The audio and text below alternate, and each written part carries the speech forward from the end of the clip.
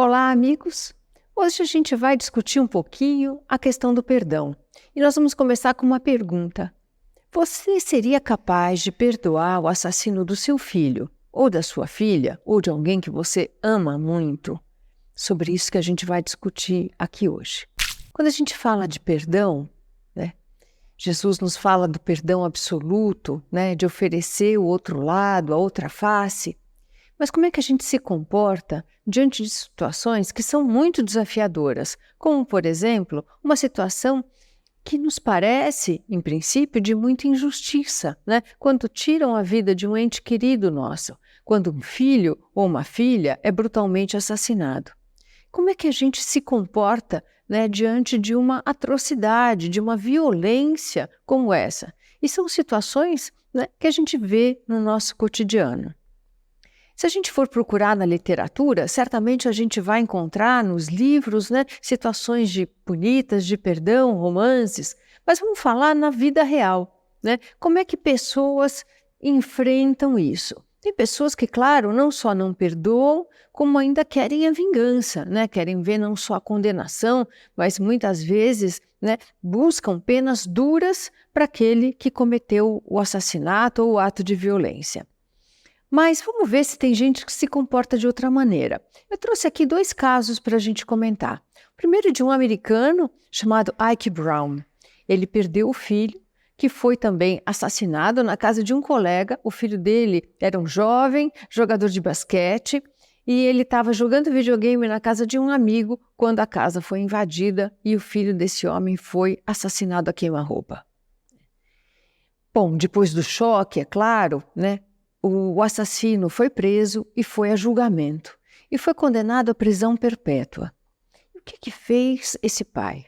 Esse pai não só visitou o assassino do filho na prisão, como ele se tornou uma espécie de tutor para esse rapaz e o adotou como filho. Ou seja, não só ele perdoou, como ele passou a amar o assassino como se fosse um filho. Bom, mas isso foi lá nos Estados Unidos. E aqui no Brasil? Eu achei um caso super bacana para comentar. Era uma moça chamada Daisy, ela era viúva e ela tinha uma padaria em Indaiatuba. E ela já tinha saído da padaria e o filho ficou para fechar a padaria, baixar a porta. E quando ele estava baixando a porta, a padaria foi assaltada. Alguém achou ali uma oportunidade, o filho dela reagiu também e não resistiu, ele foi morto. E essa mulher, profundamente abalada, porque ela já era viúva, esse era o seu único filho, ela encontrou uma forma de aliviar a dor dela. Ela passou a fornecer alimento para a família do ofensor. Então ela soube que o assassino ele tinha uma mulher e 3 crianças pequenas, a mais velha tinha 5 anos. E ela ficou muito condoída porque ela ficou pensando na situação dessas crianças e ela pensou que, puxa vida, ela não gostaria de ver essas 3 crianças também indo para a senda do crime. Então ela passou a mandar alimento, inclusive dinheiro para a família do homem que tinha tirado a vida do seu filho. E aí ela falou que conforme ela ia fazendo o bem para a família do ofensor, aquele sentimento de revolta que tinha dominado o coração dela no início, ia também se dissipando. Quando a gente volta ali para o Evangelho, o que a gente vai encontrar nas letras do Evangelho segundo o Espiritismo? Qual é a lição de Jesus? A lição de Jesus, em primeiro lugar, é não retribuir o mal com o mal. Então é a primeira coisa, porque quando a gente retribui o mal com o mal, a gente está se igualando ao ofensor. Quando a gente busca a vingança, muitas vezes nós somos até piores do que aquele que nos ofendeu. A gente acaba se vinculando ao ofensor por laços que são indeléveis. A gente acaba se ligando emocionalmente àquele que nos ofende. E isso, ao invés de dissipar aquela energia, acaba fortalecendo esses laços. Por isso que muitas vezes a gente tem processos obsessivos que levam vidas, que se transmudam de encarnação para encarnação até que alguém resolva perdoar em primeiro lugar. Então, às vezes é difícil para a gente, E é por isso que o próprio Evangelho ele fala em algumas etapas, né? Então, em primeiro lugar, a gente tenta relevar, a gente tenta esquecer, né?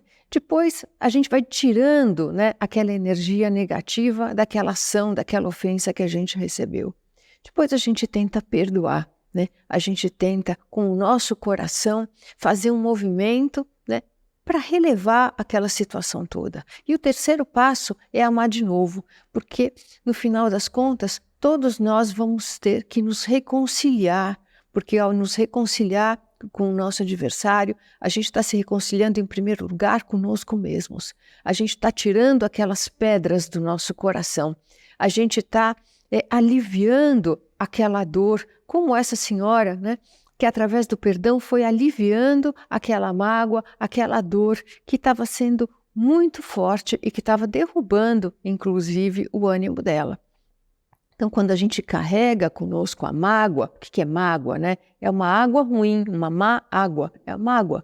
Quando a gente carrega conosco a mágoa, né, a dor, e a gente não se liberta disso, nós somos os primeiros prejudicados. Nós continuamos revivendo aquela situação de ofensa a cada vez que a gente lembra. A gente continua, né, se ferindo com aquilo, com aquele fato que foi tão penoso.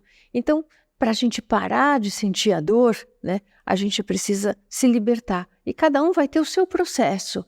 E a gente precisa encontrar qual é o nosso. Mas o importante é que a gente não carregue isso tudo conosco. Que a gente se liberte, né, das ofensas, que a gente se liberte, que a gente não carregue o mal no nosso coração. Para que a gente não somatize e para que a gente comece, né, uma outra fase depois disso, de uma forma mais equilibrada, sabendo que no final das contas, né, a gente vai ter que acertar todas essas desavenças e amar outra vez. Obrigada, era esse o nosso papo de hoje.